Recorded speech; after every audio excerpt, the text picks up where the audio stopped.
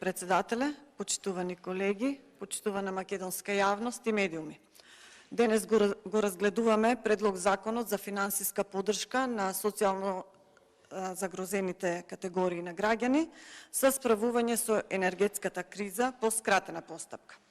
Со овие мерки за финансиска поддршка за ранливите категории на граѓани се обезбедува дополнително право на помош. И за тоа за следните корисници.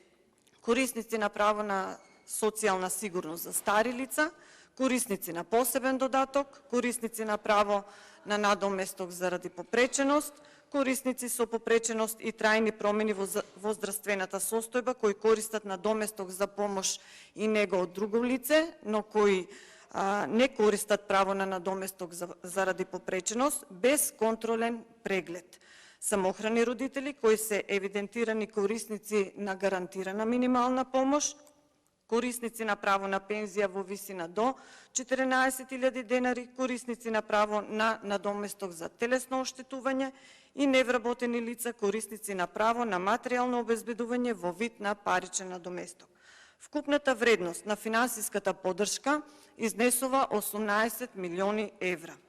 Првите 5 категории и невработените лица, корисници на право на материјално обезбедување, ќе земаат 4 месеци по 3000 денари.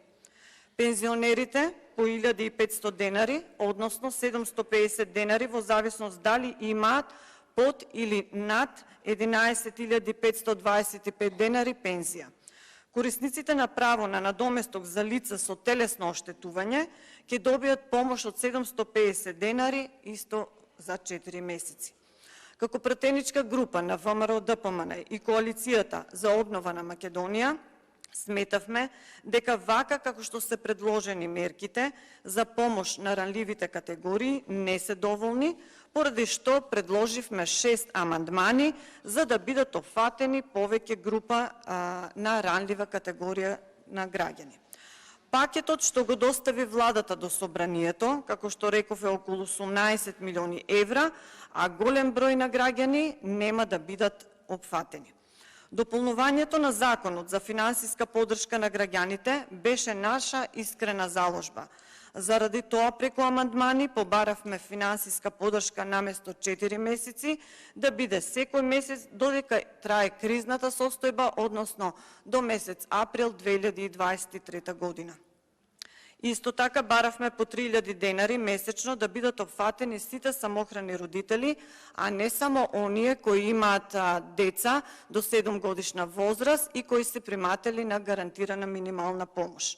Баравме по 3000 денари за сите средношколци, сите пензионери, сите невработени лица кои се евидентирани и активни баратели на работа во Агенција за вработување, сите деца без родители и родителска грижа и сите корисници на гарантирана минимална помош.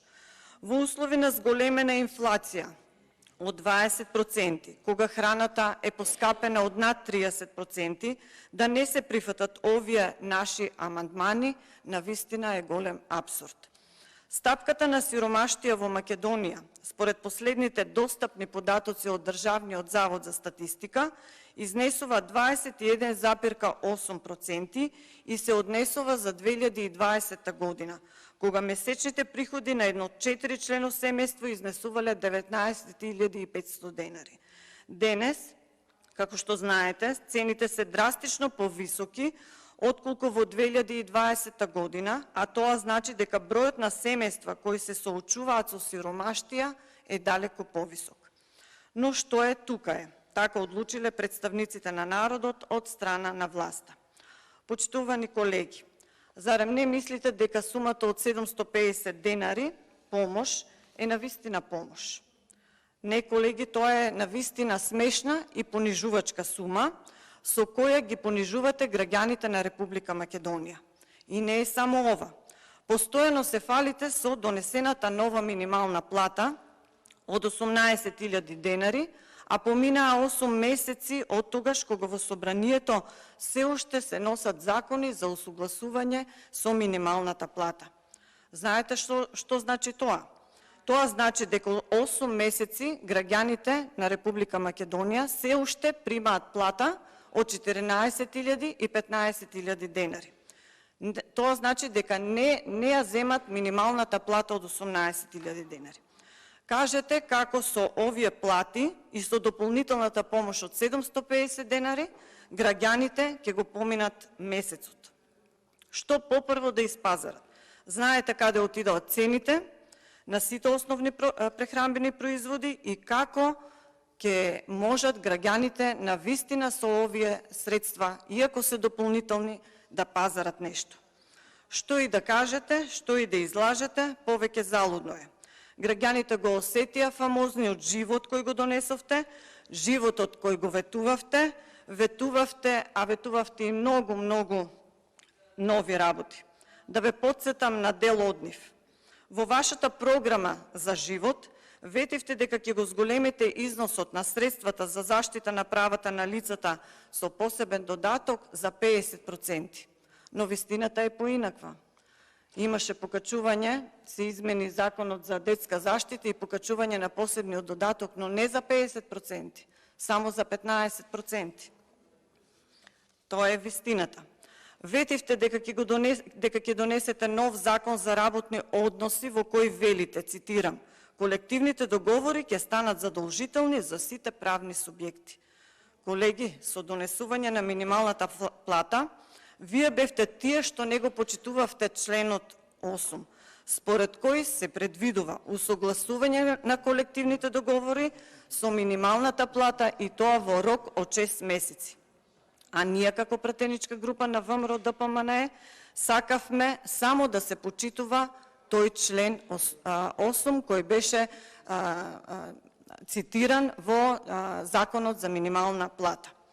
Токму поради ова ваше непочитување, постојано носиме усогласување на минималната плата и носиме измени на законот за различни институции. Понатаму, ветивте дека ќе го намалите работното време за повозрастните работници со навршени 60 години старост за жени и 62 години старост за мажи на 6 часа до пензија, со што ќе ја задржат целата плата. Така пишува во вашиот план за живот. Но и од ова остана само ветување и вашето фамозно ке. Граѓаните еднаш или два пати ќе ги излажете, но следниот пат тие ќе ве излажат вас.